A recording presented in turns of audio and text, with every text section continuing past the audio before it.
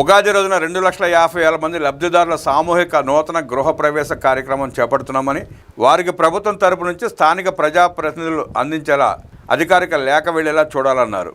రాష్ట్ర వ్యాప్తంగా ప్రభుత్వం నిర్దేశించిన ధరకే ఇసుక సరఫరా జరగాలని సీఎం స్పష్టం చేశారు. దీనిపై ప్రజల నుంచి వచ్చిన ఫిర్యాదులను తక్షణం పరిష్కరించాలని సీఎం సూచించారు.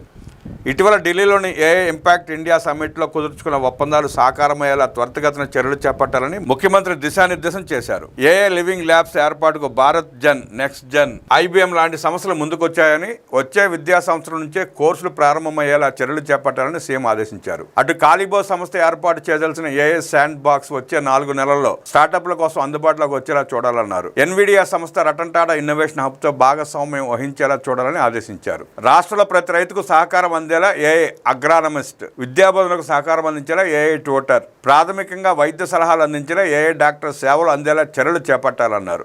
పేషెంట్ ప్రిస్క్రిప్షన్ కూడా యాప్ ద్వారా వచ్చేలా చూడాలన్నారు. సీసీటీవీ యాప్ ద్వారా రాష్ట్ర వ్యాప్తంగా 14,000 సీసీ కెమెరాలను అనుసంధానించి నేర నియంత్రణ చేపట్టేలా చూడాలన్నారు. నేరస్తులను గుర్తించి నేరాలకు అడ్డుకట్ట వేసేలా చర్యలు చేపట్టాలన్నారు. వార్వకల్లో డ్రోన్ సిటీని త్వరితగతిన అందుబాటులోకి తేవడంతో పాటు డ్రోన్ ఫ్లయింగ్ ట్రాక్ సిద్ధం చేయాలని ముఖ్యమంత్రి దిశానిర్దేశం చేశారు. రిమోట్ పైలట్ ట్రైనింగ్ సెంటర్ కూడా ఏర్పాటు చేసి శిక్షణ ఇవ్వాలన్నారు. Director general of civil aviation సహకారంతో అత్యుత్తమ శిక్షణ కేంద్రాలను ఏర్పాటు చేయాలని సీఎం దిశానిర్దేశం చేశారు. ఏటీసీ తరహాలోనే డ్రోన్ ట్రాఫిక్ కంట్రోల్ వ్యవస్థను రూపొందించాలన్నారు.